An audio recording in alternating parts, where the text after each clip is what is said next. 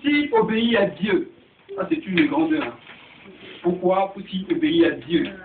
Pour quelle raison faut obéir à Dieu? On a dit, en petit 1, pour le plaire. Si tu veux plaire Dieu, il faut l'obéir, tout simplement. Aujourd'hui, nous voyons, nous qui sommes parents, on voit bien. Quand Noël arrive, quand les petites fêtes arrivent, ça dit, oui, toi, tu n'as pas été sage. Ça dit, tu m'as fait parler de janvier jusqu'à décembre, donc tu n'auras pas de cadeau. Vous voyez, Dieu aussi agit de la sorte. Il a dit pareillement. On a fatigué Dieu depuis le 1er janvier 2010. On est rentré en 2011.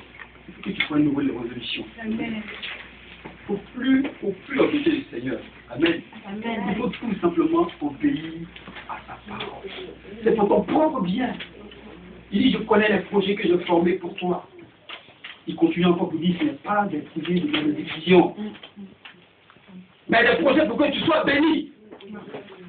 Des projets pour que tu aies une vie épanouie. Pour que tu n'aies pas envié celui que tu as laissé dehors. Alléluia. Amen.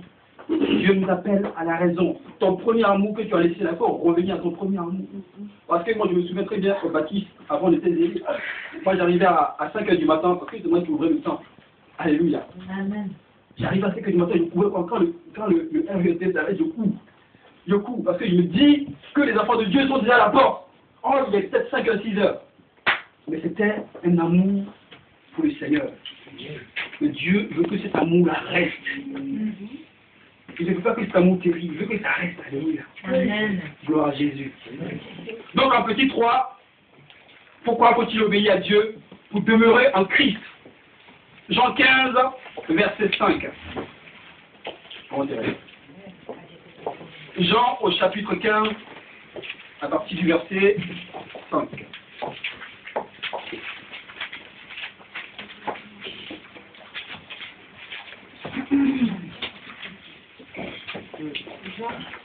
Jean 15, verset 5. Ceux qui viennent d'arriver, que Dieu nous bénisse. Le thème de cet enseignement, le grand thème du moins, c'est l'obéissance. Le sous-thème, c'est on dit pour manger la meilleure production, il faut que nous soyons dociles. Amen. Pour manger les meilleures productions, il faut que nous soyons obéissants. Voilà. Amen. Amen. J'ai lu la parole de Dieu. Je suis le cep. Vous êtes les sarments. Vous êtes les sarments. Celui qui demeure en moi, Celui qui demeure en moi, en qui je demeure, porte beaucoup de fruits. en qui je demeure, porte beaucoup de fruits. Car sans moi, vous ne pouvez rien faire. Vous ne pouvez rien faire. Alléluia. Amen. Car sans moi, vous ne pouvez rien faire. Dieu le sait. C'est pourquoi il a envoyé Jésus de Nazareth. Sans Jésus, Dieu sait que nous ne pouvons rien faire. Sans Jésus, tu ne peux pas avoir une vie chrétienne florissante. Sans Jésus dans ta vie, tu ne peux pas progresser. Sans le Seigneur, nous ne pouvons aller nulle part. Alléluia. Il te faut Christ. Il dit, si je demeure en toi, si mes paroles demeurent en toi, et que toi tu demeures en moi, il faut demander tout ce que tu veux. Je te le donne. Alléluia. Amen. Il y a une chose à faire. Dieu a parlé. Il te reste jusqu'à obéir. Pour tenir en Christ, il faut que tu observes la parole de Dieu.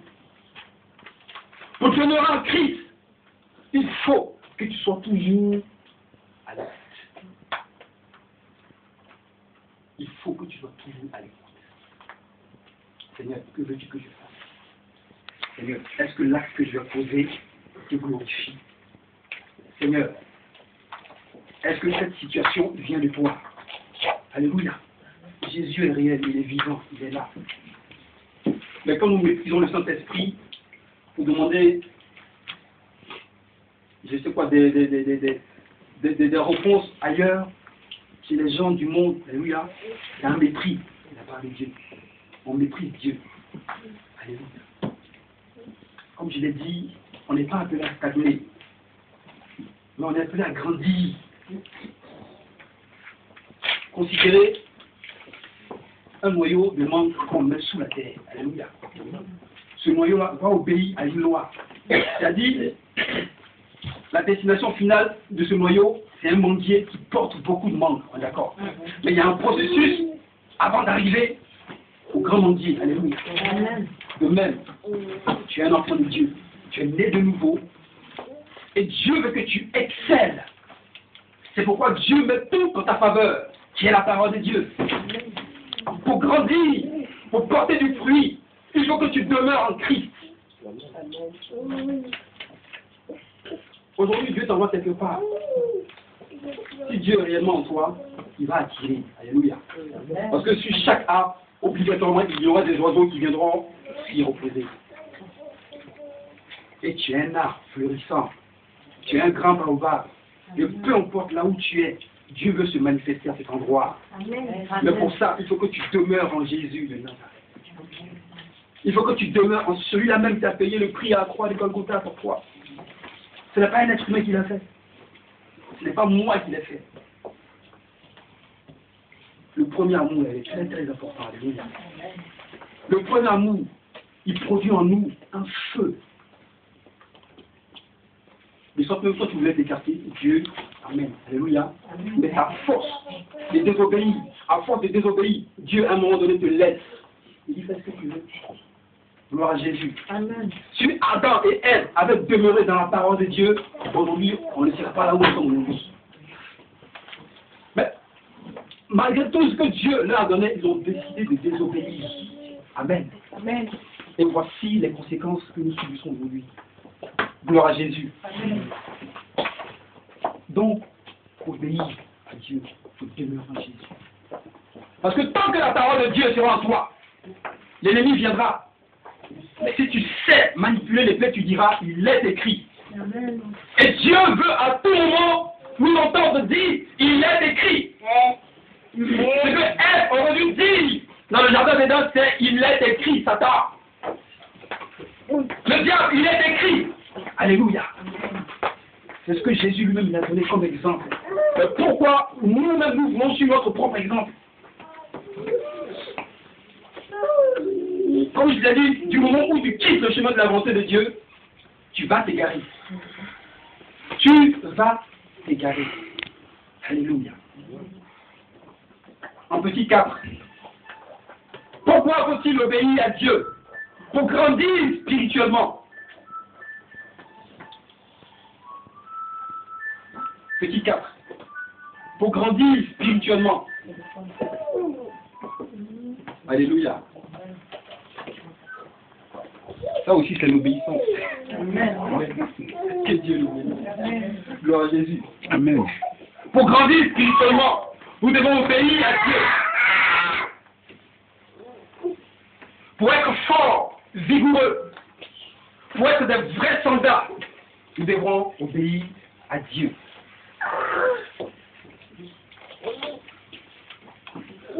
Tu as écrit, l'un des buts à atteindre dans notre vie,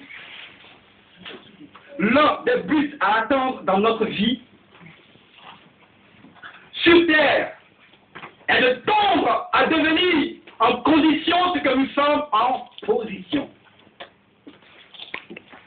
Je répète. L'un des buts à atteindre dans notre vie sur terre est de tendre, c'est-à-dire est de chercher à devenir en condition ce que nous sommes en position. On va l'expliquer. Alléluia.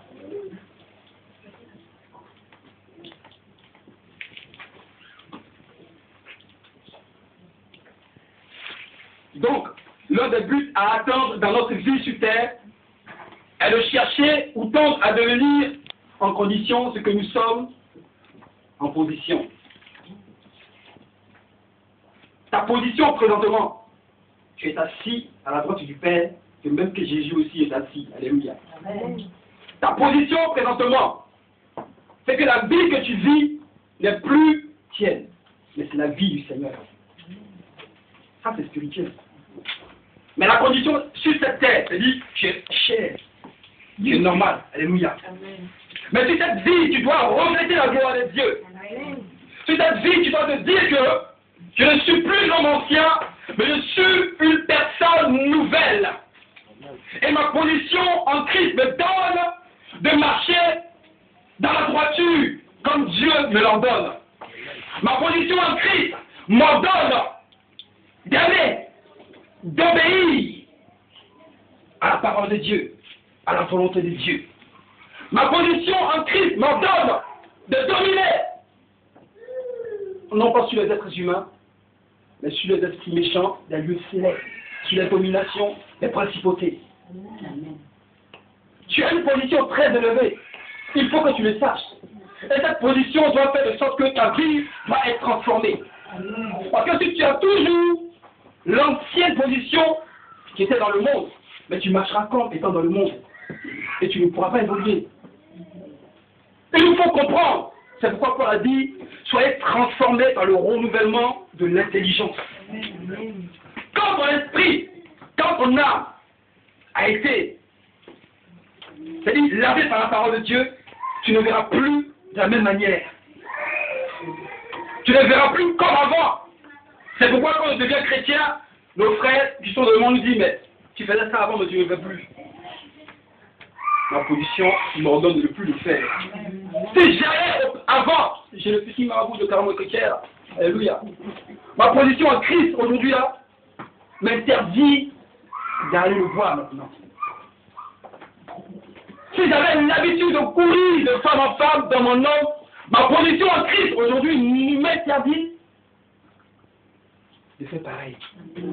Alléluia. Amen. Ta position doit déterminer ta condition. Alléluia.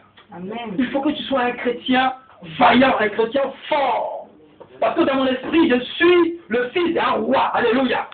Même pas le fils d'un président, parce que le président, il a un petit temps qui est écourté, mais après, il passe. Mais mon Dieu, la Bible déclare qu'il est éternel. Il est le commencement et la fin de toutes choses. En lui a été enfermée toute sagesse et toute connaissance. Alléluia. Il ne part pas, il ne finit pas, il est éternel. Et aujourd'hui, on doit changer de mentalité. On doit changer de manière de voir. Avant, si je m'abaissais, je ne m'abaisserai plus. C'est pas par orgueil, mais je ne m'abaisserai plus. Parce que quand tu t'abaisses, c'est Christ que tu abaisses. Alléluia. Avant, je commandais, mais je ne commanderai plus.